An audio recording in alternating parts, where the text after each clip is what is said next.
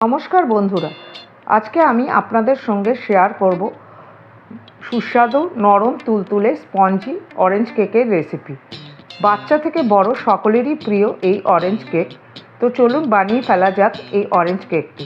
এর জন্য আমি একটা মাঝারি আকারের অরেঞ্জ নিয়েছি এবং গ্রেটারের সাহায্যে অরেঞ্জের গা থেকে আলতোভাবে ওই অরেঞ্জের জেস্ট বের করে নিয়েছি।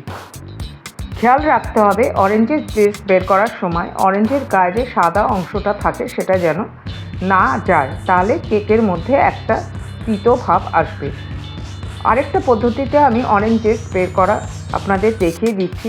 অরেঞ্জের গা থেকে তার খোসাটা ছাড়িয়ে পিলারের উল্টো দিকে ঘষিয়ে অরেঞ্জের চোকলা থেকে সাদা অংশটা ছাড়িয়ে নেওয়া যেতে পারে। এইভাবেও আপনারা অরেঞ্জ জেস্ট তৈরি করে নিতে পারেন। এইভাবে ভালো করে সাদা অংশটা বের করে নেওয়ার পর একটা কাঁচির সাহায্যে এটাকে ছোট ছোট টুকরো কেটে নিতে হবে। এইভাবেও আপনারা অরেঞ্জ জেস্ট তৈরি করে নিতে পারেন। আমি দুটো পদ্ধতিই আপনাদের দেখিয়ে দিলাম, আপনাদের যেটা সুবিধা হবে সেটা আপনারা করে নিতে পারেন।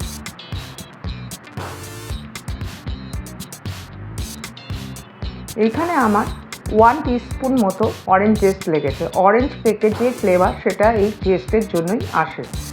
এবার যে অরেঞ্জটা থেকে আমি অরেঞ্জ জেস্ট বের করে নিয়েছি সেটাই ভালো করে স্কুইজ করে নিলাম। এখানে আমার 1/4 কাপ মতো অরেঞ্জ জুস লাগবে। এবার এটা ছাঁকনির সাহায্যে ভালো করে ছেঁকে অরেঞ্জ জুসটা আমি বের করে নিলাম।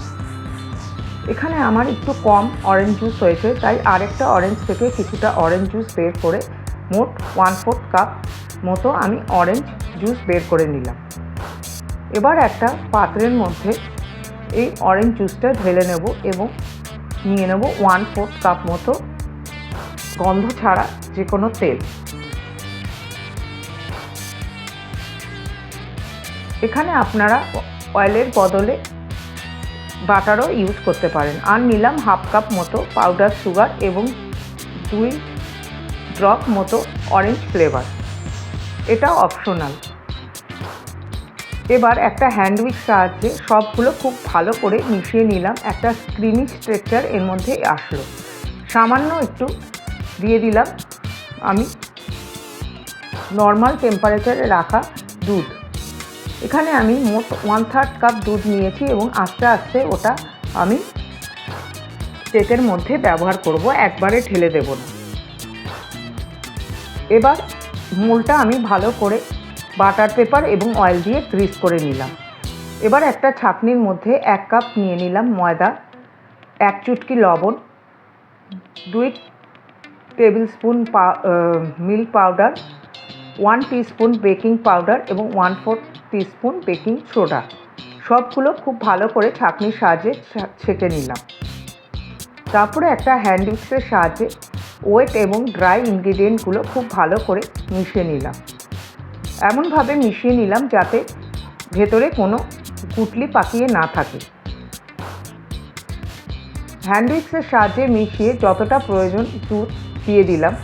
তারপরে একটা স্প্যাচুলার সাহায্যে কাট অ্যান্ড ফোল্ড পদ্ধতিতে ব্যাটারটা ভালো করে মিক্স করে নিলাম এবং প্রয়োজন মতো আস্তে আস্তে দুধ আমি এখানে মিশিয়ে দিয়েছি। এবার একটা পাত্রে আমি 1/4 কাপ টুটি ফুটি নিয়ে সেটা ময়দার সঙ্গে মিশিয়ে নিলাম। এবার ব্যাটারের মধ্যে দিয়ে দিলাম আমি আগে গ্রেট করে রাখা অরেঞ্জ জেস্ট এবং টুটি ফুটিটা। প্রয়োজন মতো আবার আমি দুধ মিশিয়ে নিলাম। ঘনত্ব অনুযায়ী আপনারা দুধটা মেশাবেন। এখানে আমার মোট 1/3 কাপ মতো দুধ লেগেছে।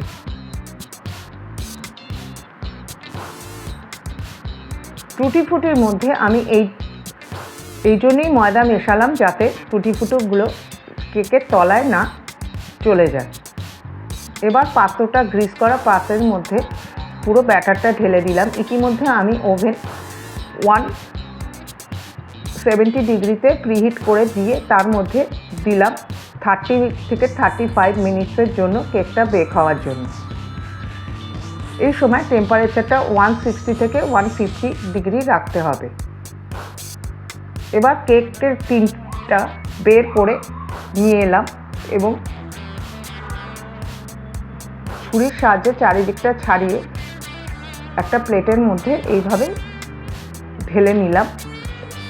দেখুন কতটা স্পঞ্জি এই কেক তৈরি হয়েছে। ছুরি দিয়ে কেটে দেখাচ্ছি কত সুন্দর এটা স্পঞ্জি কেক তৈরি হয়েছে। রেসিপিটা যদি ভালো লাগে চ্যানেলটা সাবস্ক্রাইব করার অনুরোধ রইল। দেখা হবে পরের রেসিপিতে। ততক্ষণ আপনারা ভালো থাকবেন। নমস্কার।